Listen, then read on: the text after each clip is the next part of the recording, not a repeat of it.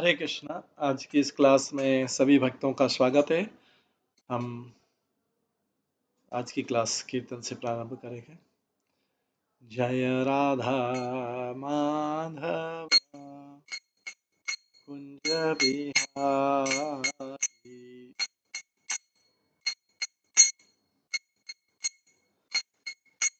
जय गोपी जन वल्लभ गिरिवरधारी, यशोदानंदन व्रज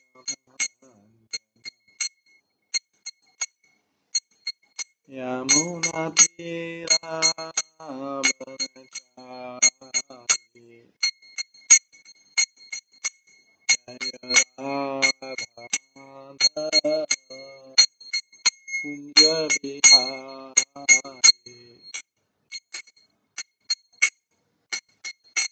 हरे कृष्णा कृष्णा कृष्णा हरे हरे, हरे राम राम हरे हरे,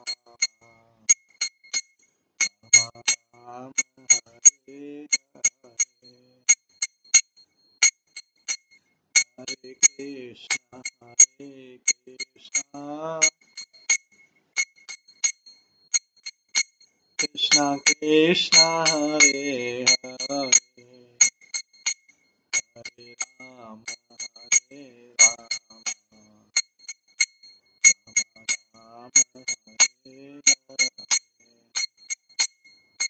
हरे कृष्णा कृष्णा कृष्णा हरे हरे, हरे राम राम राम हरे हरे, हरे कृष्णा कृष्णा कृष्णा हरे हरे, हरे राम राम राम हरे हरे।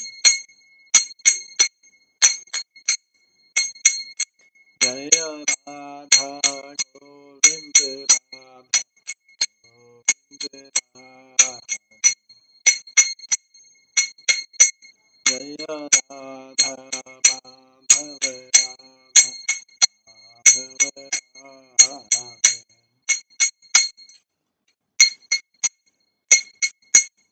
जय गौरानिताय जय गौरानिताय गौरानिताय जय गौरानिताय, जय जय प्रभुपाद प्रभुपाद प्रभुपाद, जय निताय गौर हरि बोल, हरि बोल, हरि बोल, निताय गौर हरि। श्री श्री राधा गोविंद देव की जय, श्री जगन्नाथ बलदेव सुभद्रा महारानी की जय, श्री श्री गौर निताय की जय, श्रील प्रभुपाद की जय, सभी भक्तगणों की जय। हरे कृष्णा। सभी भक्तगणों का आज की इस क्लास में स्वागत है।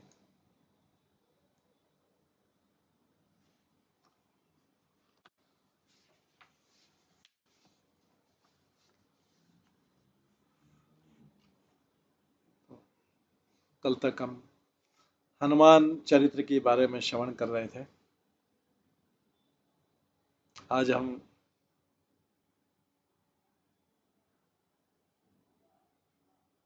पद्म पुराण के बारे में श्रवण करेंगे।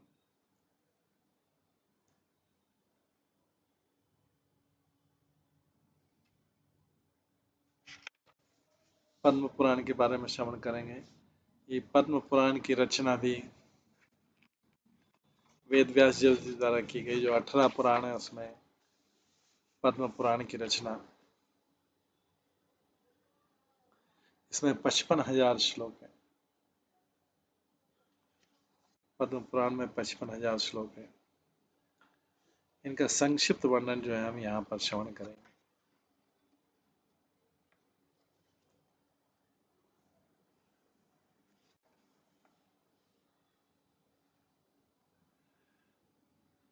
पद्म पुराण में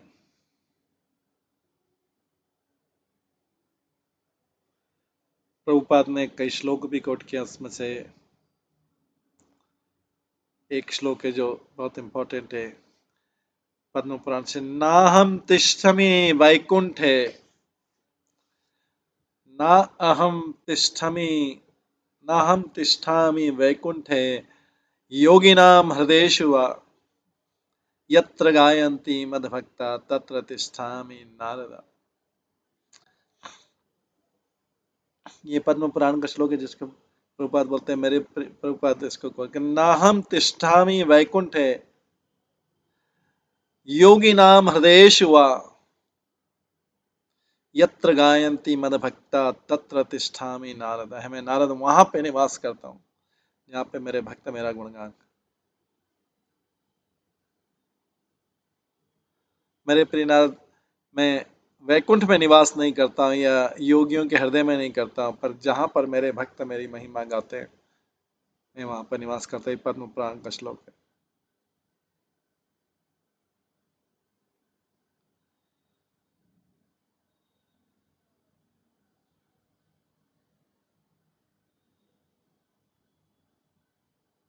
और हम किस प्रकार से एक शरीर से दूसरे शरीर में प्रवेश करते हैं इसका भी श्लोक पद्म पुराण में। जलजा नवलक्षाणि स्थावरा लक्ष विंशति क्रमयो रुद्र संख्याक। पद्म पुराण में इस प्रकार से ये जो है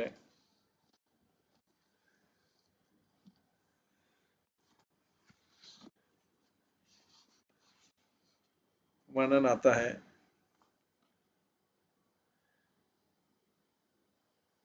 कि किस प्रकार से जीव की क्रमिक उन्नति होती है। पद्म पुराण जो है 18 पुराणों में से एक मुख्य पुराण है, जैसा कि श्रीमद् भागवत में बताया गया है। 18 जो पुराण है उसमें ब्रह्म, पद्म, विष्णु, शिव, लिंग, गरुड़, नारद, भागवत, अग्नि, स्कंद, भविष्य, ब्रह्म वैवर्त, मार्कंडेय पुराण, वामन पुराण, वराह पुराण, मत्स्य पुराण, कुर्म पुराण और ब्रह्मांड पुराण। इसमें से कहा गया कि जो 6 पुराण हैं वो सत्वगुण में रहते हैं, 6 रजोगुण में और 6 तमोगुण में। पद्म पुराण जो इन 6 पुराणों में से जो सत्वगुण में।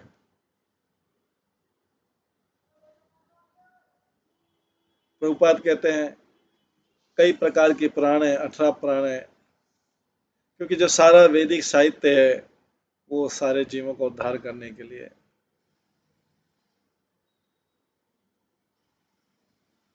जो मीट ईटर है और जो रंकड़ है उनको भी रिजेक्ट नहीं किया गया है, हर किसी को स्वीकार किया गया है।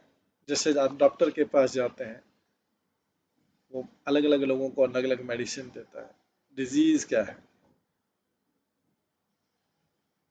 ऐसा नहीं कि डिजीज एक ही, रोग एक ही है और एक ही मेडिसिन है।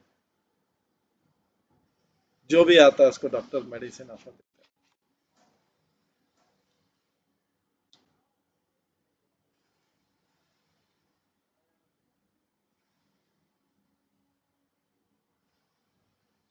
वास्तविक इलाज तो धीरे धीरे होता है, पर जो सात्विक पुराण होते हैं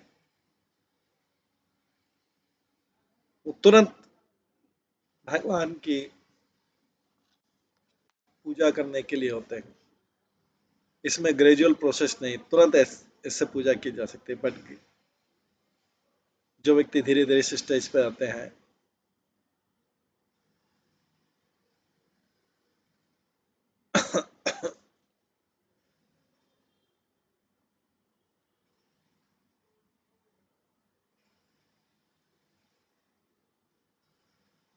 वो धीरे धीरे इस स्टेज पे आते हैं। डिवोटी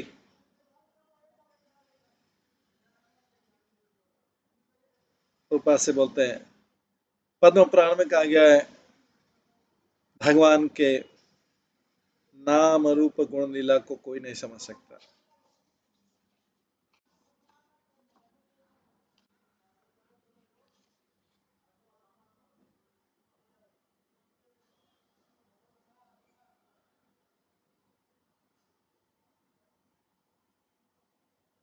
भौतिक इंद्रियों से नहीं समझ सकता। जब कोई व्यक्ति आध्यात्मिक सेचुरेट हो जाता है भगवान की सेवा से, उनके नाम से, रूप से, गुण से, उनकी लीलाओं से भगवान उनको प्रकट होते हैं। प्रभुपाद बोलते हैं यस, ये श्लोक बहुत इंपॉर्टेंट है। प्रभुपाद कहते हैं किस प्रकार से पुराण जो है अलग अलग निर्देश देंगे अलग अलग लोगों के लिए। संसार में लोग सत्वगुण में, रजोगुण में, तमोगुण में हैं, और इन सारे जीवों को, बद्ध जीवों को उद्धार करने के लिए 18 पुराण है। 6 पुराण सत्वगुण में, 6 पुराण रजोगुण में, 6 पुराण गण। जो मार्कंडेय पुराण है उसमें कर्म कांड और सेरेमनी के बताया गया, जिसमें एक बकरे का बलिदान दिया जा सकता है काली के सामने। ये उन लोगों के लिए है जो अज्ञान में। श्रीमद् भागवतम में कहा गया है कि पद्म पुराण में 55,000 श्लोक है, ब्रह्म पुराण में 10,000 है, विष्णु पुराण में 23,000, शिव पुराण में 24,000, श्रीमद् भागवतम में 18,000 है, नारद पुराण में 25,000, मार्कंडेय पुराण में 9,000 है, अग्नि पुराण में 15,000 है, 15,000 से भविष्य पुराण में 14,000, ब्रह्मवेद पुराण में 18,000 और लिंग पुराण में 11,000 है, वरा पुराण में 24,000 है, स्कंद पुराण में और 81,000, 81,000, वामन पुराण में 10,000, कुर्म पुराण में 17,000, मत्स्य पुराण में 14,000, गरुड़ पुराण में 19,000 है, ब्रह्मांड पुराण में 12,000 है। जो टोटल श्लोक है सारे पुराणों में मिला के 4 लाख, उसमें से 18,000 श्रीमद् भागवतम में। जब भगवान चैतन्य बांग्लादेश, जो ईस्ट बंगाल, पूर्वी बंगाल की तरफ गए, तपन मिश्रा उनके चरणों में समर्पण के लिए आए। तपन मिश्रा ने कहा, हे भगवान, हे मेरे प्रिय भगवान, मैं जानता नहीं हूँ कि जीवन का लक्ष्य क्या है और उसका साधन क्या है इसको प्राप्त करने के लिए। उस समय भगवान चैतन्य ने उनको बताया कि जो व्यक्ति बहुत सारे ग्रंथ पढ़ता है वो कंफ्यूज हो जाता है।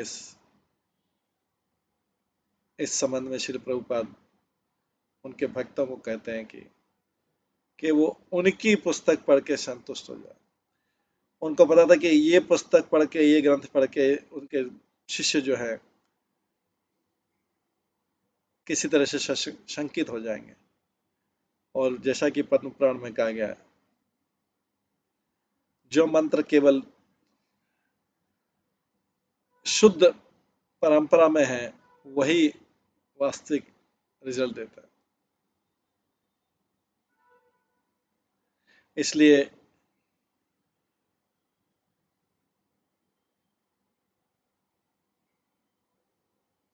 इस ग्रंथ में और प्रभुपाद लाल लिखे गए ग्रंथ में अगर कोई डिफरेंस है तो प्रभुपाद की टीचिंग को ही सर्वश्रेष्ठ मानना चाहिए।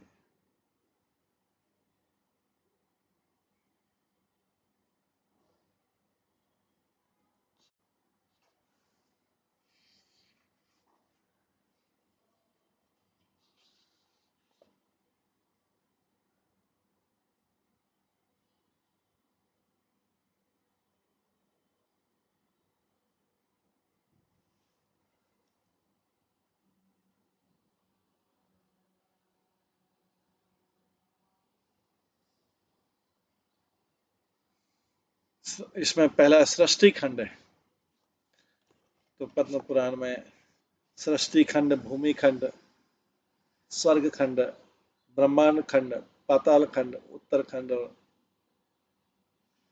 त्रियोगेश्वर खंड, 7 खंड है। तो सृष्टि खंड से हम प्रारंभ करते हैं। रोमहर्षण सूत गोस्वामी को कहते हैं,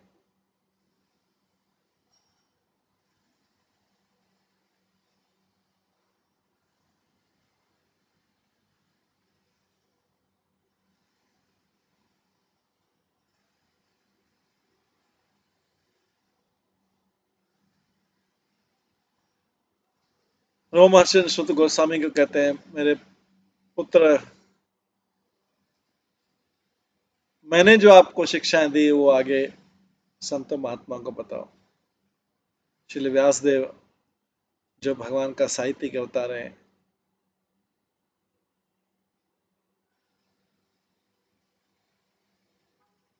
उन्होंने सारा ज्ञान पुराणों का और इतिहास का मुझे दिया है। अब मैं चाहता हूं कि आप इसको मेरे बिहार पे इसको आगे प्रसार करें।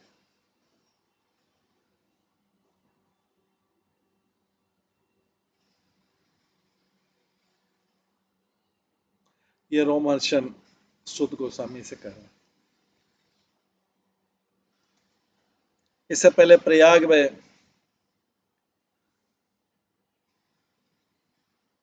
भगवान ने महान ऋषियों को बोला था कि वो नैमिषारण्य में एकत्रित हो और बड़ा यज्ञ करें। मेरे पुत्र जाओ वहां पर, ये ऋषि लोग आपसे पूछेंगे, जिससे वो धर्म के बारे में संशय दूर हो। सूत गोस्वामी जो कि जिनको बुलाता है उग्र श्रावा, उग्र श्रवा, सूत गोस्वामी का नाम है उग्र श्रवा, नैमिषारण्य पहुंचते हैं और बड़े सम्मान के साथ में उनको संतों द्वारा आदर किया जाता है, ऋषियों द्वारा आदर। सूत गोस्वामी जाके बताते हैं कि किस प्रकार से उनको ऑर्डर दिया गया उनके पिता ने, तो यहाँ पे आए और सारे क्वेश्चन का आंसर। शौनक ऋषि जो संतों के लीडर हैं, ऋषियों के लीडर हैं शौनक ऋषि, उन्होंने सूत गोस्वामी रिक्वेस्ट किया पद्म पुराण सुनाइए। शौनक ने पूछा, गर्भोदक्षाय विष्णु से, शौनक ने सूत गोस्वामी से पूछा कि गर्भोदक्षा विष्णु के नाभि से कमल कैसे उत्पन्न हुआ। सबसे पहला जी ब्रह्मा जी उस कमल के द्वारा अस्तित्व में आए और उस स्थिति से उन्होंने जगत को कैसे बनाया। ये ऋषियों की पहली प्रश्नावली थी।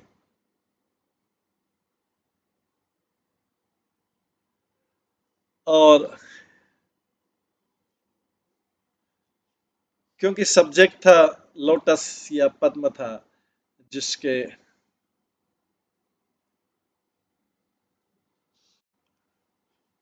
जिसमें ब्रह्मा जी जन्म लिया, इसलिए पुराण का नाम हुआ पद्म पुराण।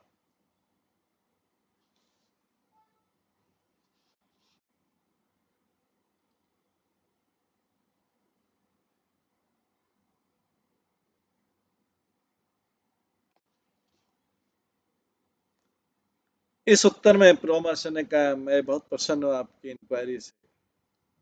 रोमहर्षण के पुत्र सूत गोस्वामी ने बोला, क्योंकि शौनकादिक ऋषि ने प्रश्न पूछना चालू कर दिया।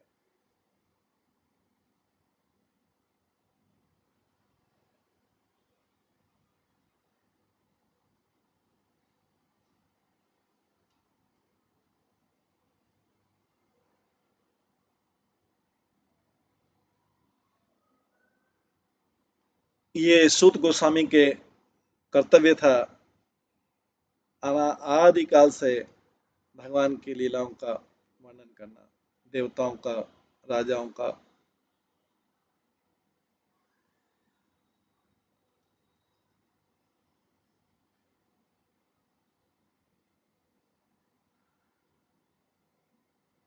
ये सूत जो है, ये सारे सूत जो हैं वो उन सूतों से डिफरेंट है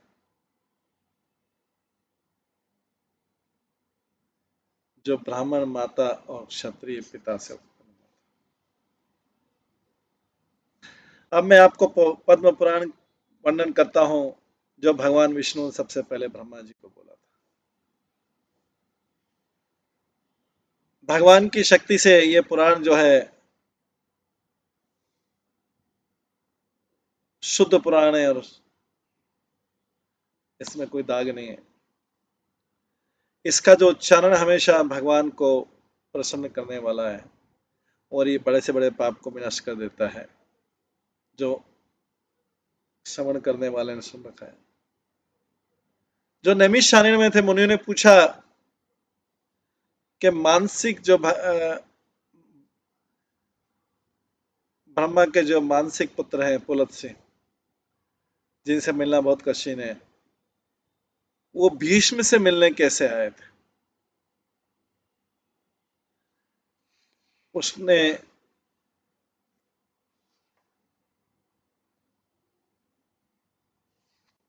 भीष्म ने ऐसी कौन सी तपस्या की थी कि जो क्षत्रिय है उसने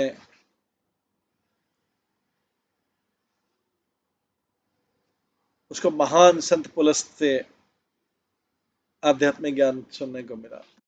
सूत गोस्वामी कहते हैं कि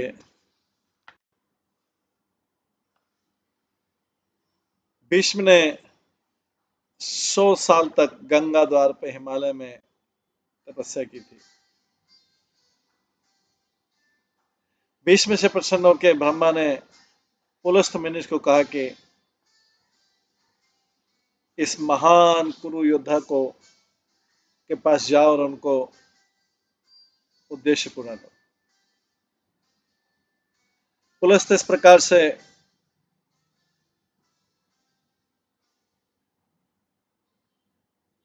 भीष्म के पास गए गंगाधार पे और उनको इन्फॉर्म किया कि ब्रह्मा जी ने उनको भेजा है उनकी इच्छा पूरी करने के लिए। अपनी आंखें खोल के भीष्म ने देखा पुलस्त मुनि उनके सामने खड़े थे। उनको प्रणाम किया, दंडवत प्रणाम किया। भीष्म ने उनसे कहा, आज मेरा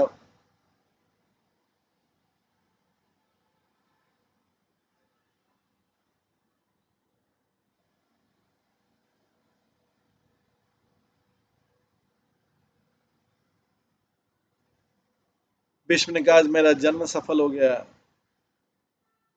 मेरे को सफलता ही नहीं मिली मेरे परफॉर्मेंस में, तपस्या में, पर आपने मुझे आपका बहुत शुभ संग में मिला। भीष्म पुलस्त को एक बहुत अच्छी सीट पे ले गए और उनको हर एक प्रकार से ऑफरिंग किया, भोग दिया। इस प्रकार के रिसेप्शन से प्रसन्न होकर, मधुर शब्द से प्रसन्न के पुलस्त ने भीष्म को निवेदन किया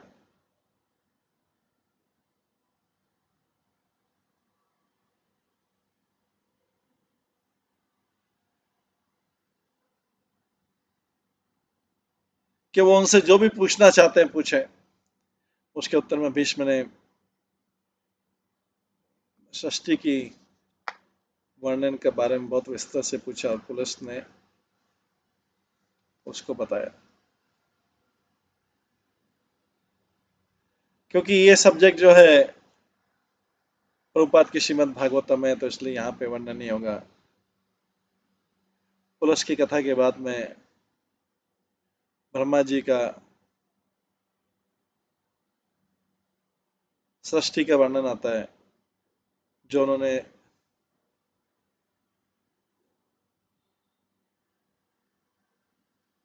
कमल के फूल पर बैठे थे,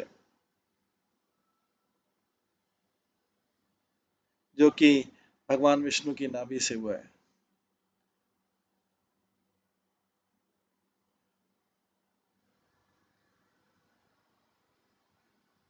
उन्होंने कहा, ख्याति जो कि दक्ष की पुत्री है, उन्होंने धाता और विधाता को जन्म दिया और लक्ष्मी जी को जन्म दिया। इस बीच में भीष्म बोलते हैं कि मैंने सुना है कि लक्ष्मी जी तो क्षीर सागर से उत्पन्न हुई। आप कैसे बोल सकते हैं कि वो ख्याति की और भृगु की पुत्री थी।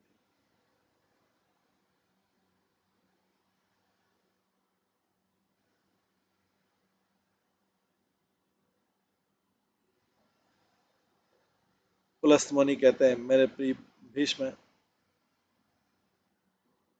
इस कथा को ध्यान से सुने जो मैंने ब्रह्मा से सुना था। दुर्वासा मुनि जो अत्रि का पुत्र हैं, पृथ्वी पे जो घूम रहे थे, उन्होंने एक विद्याधर कन्या को देखा और उसके हाथ में एक सुगंधित माला थी। उन्होंने कन्या से कहा, मुझे माला दे दो, मैं अपने बालों में जटाओं में लगा लूंगा। उस विद्याधर कन्या ने बहुत प्रसन्नता के साथ उनको माला दे दी दुर्वासा को। अब माला को अपने सिर में बांध के दुर्वासा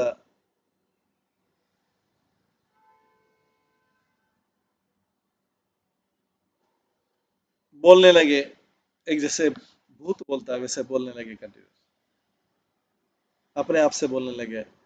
मैंने विद्याधर की कन्या को देखा, उनका आकार ऐसा था, मेरा मन डिस्टर्ब हो गया है, पर मैं घर गृहस्थी के कार्यों में दक्ष नहीं हूँ। घूमते घूमते दुर्वासा इंद्र के पास आए, जो ऐरावत हाथी पे था। अपने बालों से उन्होंने, दुर्वासा मुनि ने ये माला इंद्र को देखी। इंद्र ने माला गार्लेंड वो हाथी के सिर के ऊपर रख दी। हाथी मदमस्त था।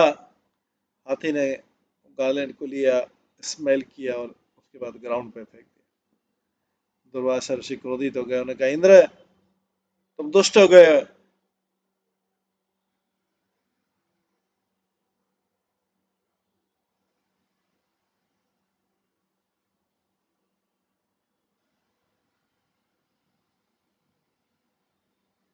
क्रोधित दुर्वासा ने वो इंद्र से बोला, तुम दुष्ट, और तुम्हें अहंकार का नशा हो गया है।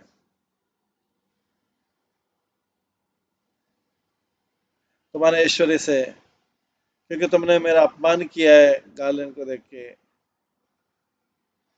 तो तीनों लोग जो हैं थोड़ी देर में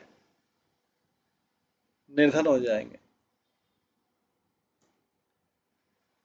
इस पर इंद्र ने बड़ी शीघ्रता के साथ में ऐरावत से उतरा और दुर्वासा के चरणों में प्रणाम किया, उनको शांत करने के लिए। हालांकि दुर्वासा कुछ देर शांत, कुछ थोड़ा बहुत शांत हुए। दुर्वासा चले गए, लेकिन उन्होंने कहा, मैं तुमको क्षमा नहीं करूंगा। इतने सारे शब्दों का क्या उपयोग।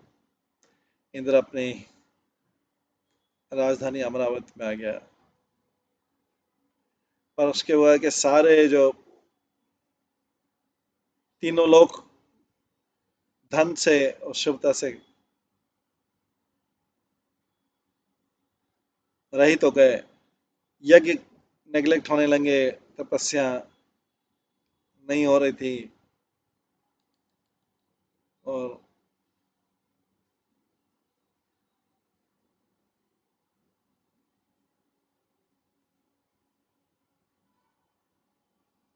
सारा जगत जो है शून्य जैसा लग रहा था।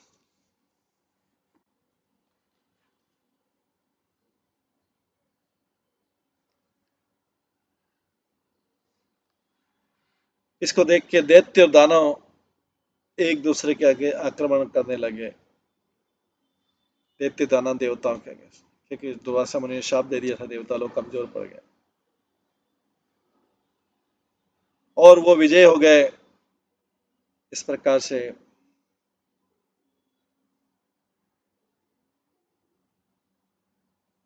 देवता लोग दुखी हो गए। उन्होंने ब्रह्मा जी की शरण ली। ब्रह्मा जी ने देवताओं को लेके क्षीर सागर के उत्तरी भाग में गए और भगवान विष्णु से जाके प्रार्थना की। भगवान विष्णु ने देवताओं को कहा कि आप दानवों के पास जाइए, असुरों के पास जाइए, और दोनों के प्रयास से आप ये जो समुद्र का मंथन कीजिए।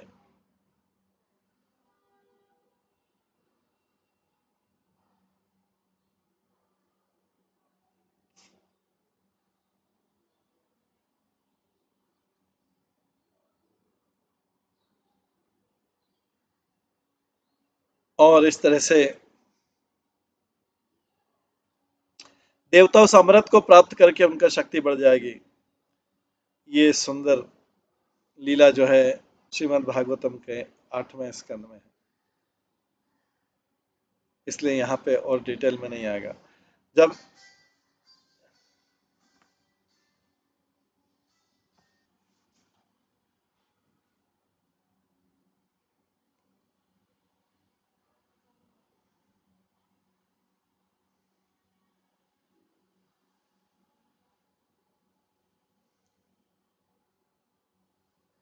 जब ऐरावत हाथी समुद्र मंथन के समय समुद्र से बाहर निकला, लक्ष्मी भी आई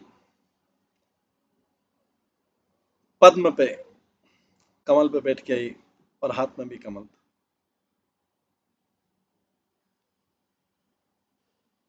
सारे ऋषि मुनियों ने लक्ष्मी जी की महिमा गाई, गंधर्वों ने गाया, गाना गाया, अप्सराओं ने डांस किया, नदियां जिनमें गंगा मुख्य थी लक्ष्मी जी के लिए अभिषेक के लिए जल लाया। जो दिग्गज थे, दिक्पाल थे, दिग्गज हाथी जो थे, उन्होंने जल से भरे और सोनारे जल लाया। और क्षीर सागर ने भी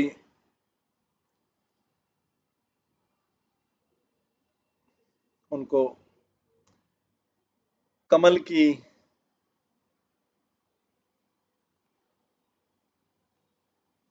क्षीर सागर में कमल की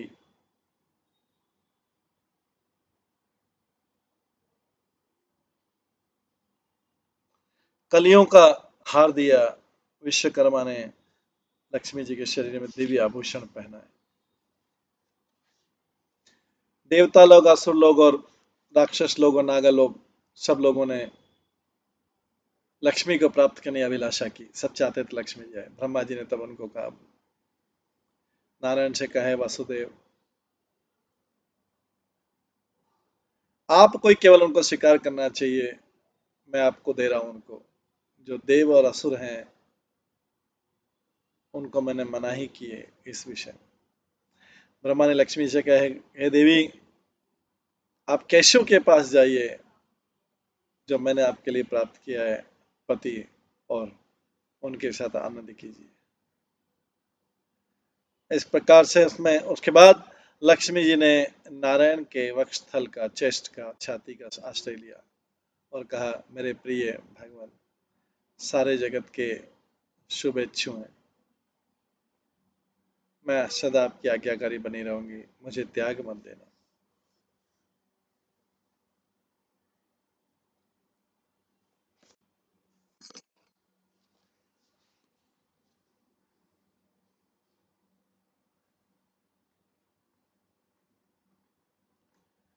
इसको देख के देवताओं को बहुत आनंद मिला।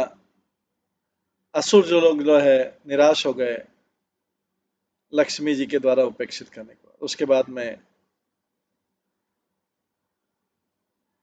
असुर लोगों ने अमृत का जो घड़ा था वो धन्वंतरी के हाथों से लिया और भगवान विष्णु ने एक स्त्री का रूप धारण किया, मोहिनी मूर्ति का, और असुरों के पास गए, उनसे कहा, हमें अमृत दे दीजिए।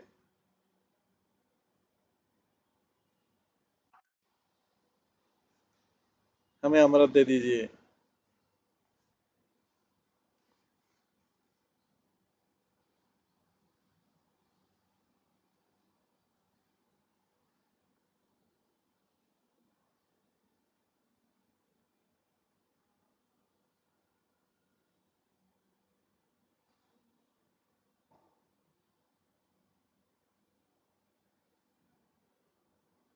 मैं हमेशा आपके साथ रहूंगी। असुरों जो काम वासना से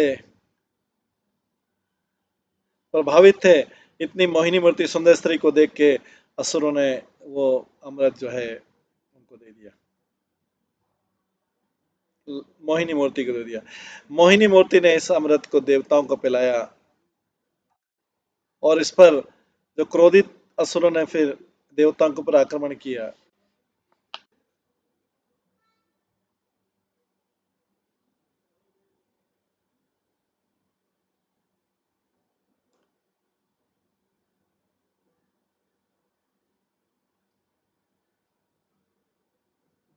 पर अमृत की शक्ति से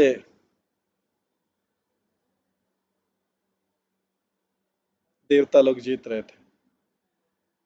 समुद्र मंथन का इस प्रकार से प्रसंग सुना कि पुलिस ने भीष्म को बताया कि लक्ष्मी के अवतरित होने के अलावा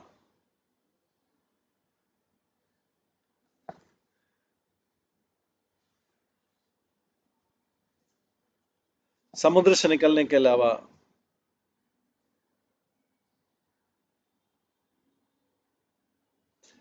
फिर से वो उत्पन्न हुई ख्याति से और भृगु से। ख्याति से और भृगु मुनि से फिर से उत्पन्न हुई।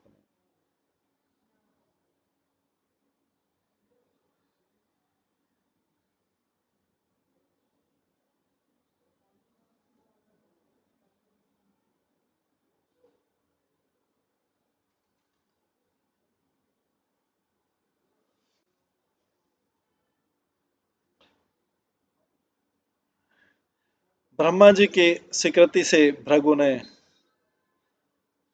ने जो उनका राजधानी है नर्मदा रिवर की बनाई और उसका नाम लक्ष्मी के ऊपर रखा।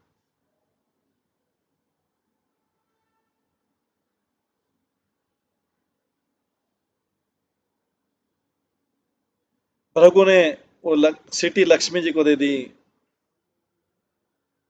मेन गेट की के साथ में। एक बार आध्यात्मिक जगत में ट्रैवल करने की इच्छा से लक्ष्मी जी ने जो वो उसकी की थी चाबी जो थी अपने पिता को दे दी है। जब वो वापस आई उन्होंने वो की चाबी का पूछा, भृगु ने उनको रिटर्न नहीं की। इस पर लक्ष्मी जी भगवान विष्णु के पास गई कि मुझे अपने पिता के द्वारा अपमानित किया गया है, उन्होंने मेरे से सिटी जो नगरी है वो वापस ले ली है, आप मुझसे वापस लीजिए और मुझे दीजिए। भगवान विष्णु भृगु के पास गए और बहुत मधुर वाणी में बोला, अपनी पुत्री को ये सिटी वापस दे दीजिए। आप तो महान आत्मा हैं इसलिए उनकी चाबी वापस दे दीजिए। भृगु ने बहुत क्रोध से उत्तर दिया, मैं नहीं दूंगा, ये उनकी सिटी नहीं है, मैं अपने लिए बनाई है, मुझे इस बारे में और कुछ मत बोलिए। जब भगवान ने बार बार रिक्वेस्ट किया, भगवान ने भृगु से बोला, तुमको ये सिटी लक्ष्मी जी को देना पड़ेगा, मेरा आदेश है। फाइनली सारा धैर्य खोने के बाद एंगर में भृगु ने बोला, आपको अपनी वाइफ की आसक्ति के कारण मुझे बार बार बोल रहे हैं। मधुसूदन,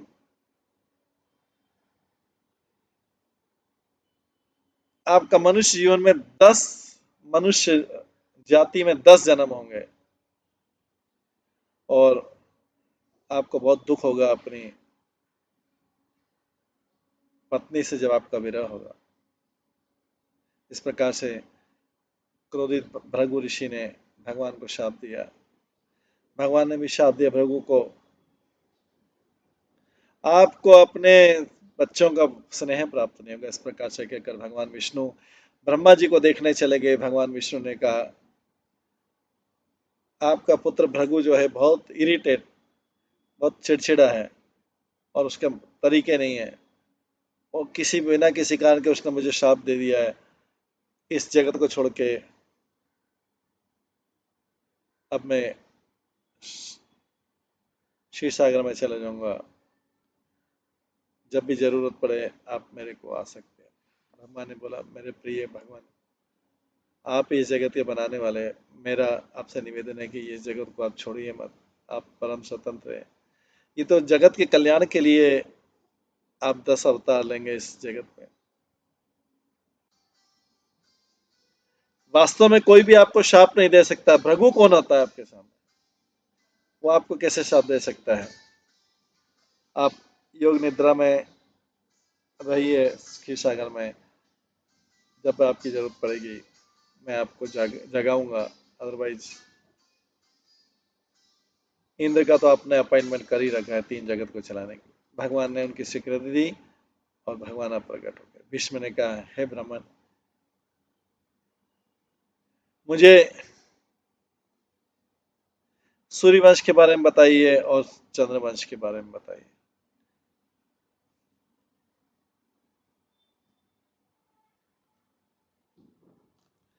इसके उत्तर में पुलस्त मुनि ने कहा, बहुत समय पहले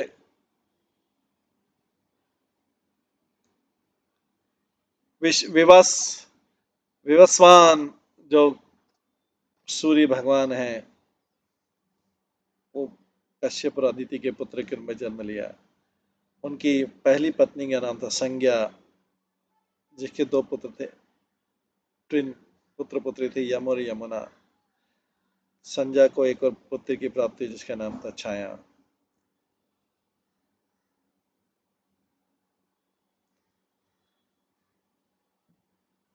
जो बिना पति का स्पर्श करे केवल अपने तेज से प्राप्त हुई थी।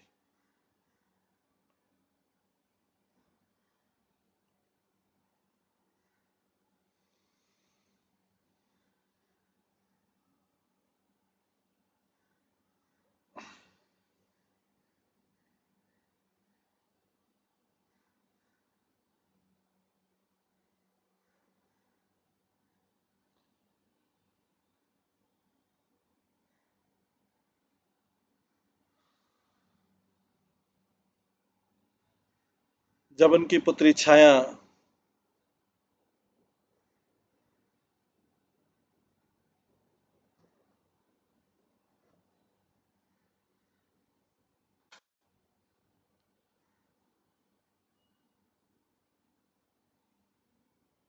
पुत्री छाया ने अपनी माता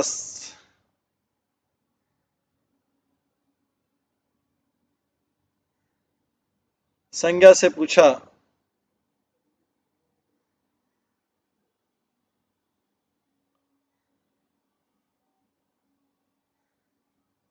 मुझे क्या करना चाहिए? संज्ञा ने कहा, और सुंदर कन्या, आपको कई पतियों की पूजा करनी है और मेरे बच्चों को पालना है, मदरली अफेक्शंस।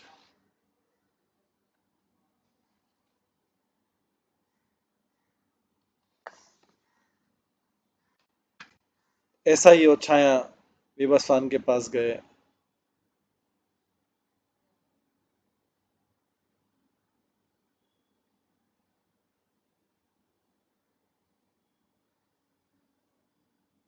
सूर्य ने छाया को संज्ञा समझ लिया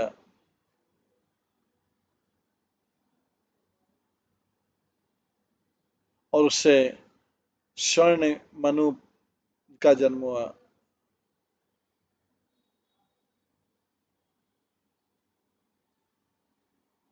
और वो विवस्वान के दूसरे पुत्र,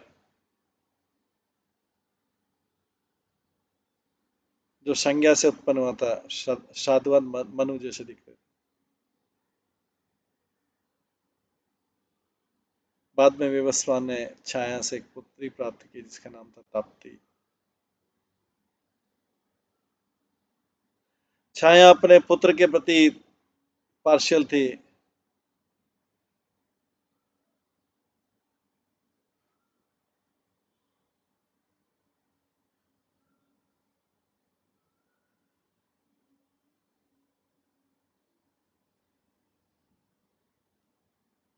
इसको देख के यम यम ने बड़े क्रोध के साथ में आगे पुत्र का और छाया की तरफ लगाया, उनको मारने वाला था। इसमें छाया ने यम को शाप दे दिया, ये तुम्हारा पैर है जो ये कीड़े पड़ जाएंगे, पस पड़ जाएंगे।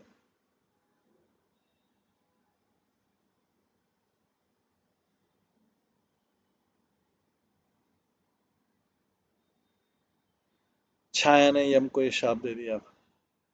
इससे दुखी होकर यम जो अपने पिता के पास गया, उनसे कहा, माता ने क्रोध से मुझे शाप दे दिया बिना किसी कारण से। मेरा बालक जैसा स्वभाव के मैंने केवल पैर उठाया था और उनकी तरफ किया था। उनके पुत्र मनु ने मेरे को पीछे ढकेल दिया और उसने छाया ने मुझे शाप दे दिया। विवस्वान ने बोला, आप बहुत बुद्धिमान हैं। कौन ऐसा व्यक्ति जिसको दुख नहीं मिलेगा प्रसन्न सुख के बाद में? दूसरे शब्दों में, कर्मों का जो बहाव है बहुत डिफिकल्ट है शिव जी के लिए भी। तो हम लोगों की बात ही क्या है, इसलिए चिंता मत करो। एक चिकन जो है वो तुम्हारे पैरों पे जो कीड़े हैं उसको खा लेगा। हालांकि आप लंगड़े हैं।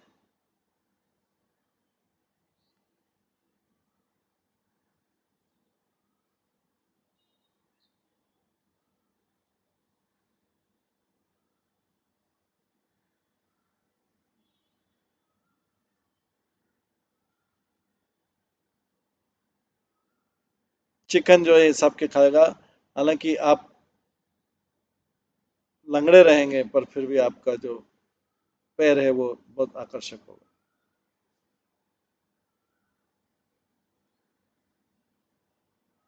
इस प्रकार शांतों की यम पुष्कर लेक में गए और वहां पे तपस्या की ब्रह्मा जी को प्रसन्न करने के लिए। इसके बाद ब्रह्मा जी को प्रसन्न करने के बाद वो लोकपाल बने, पितरों के भगवान और मृत्यु के भगवान।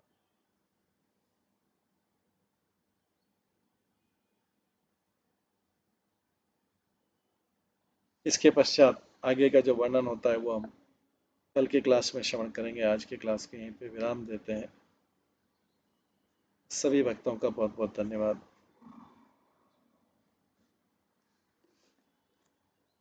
तो ये पद्म पुराण की कथा है, आगे हम इसके आगे सुनेंगे।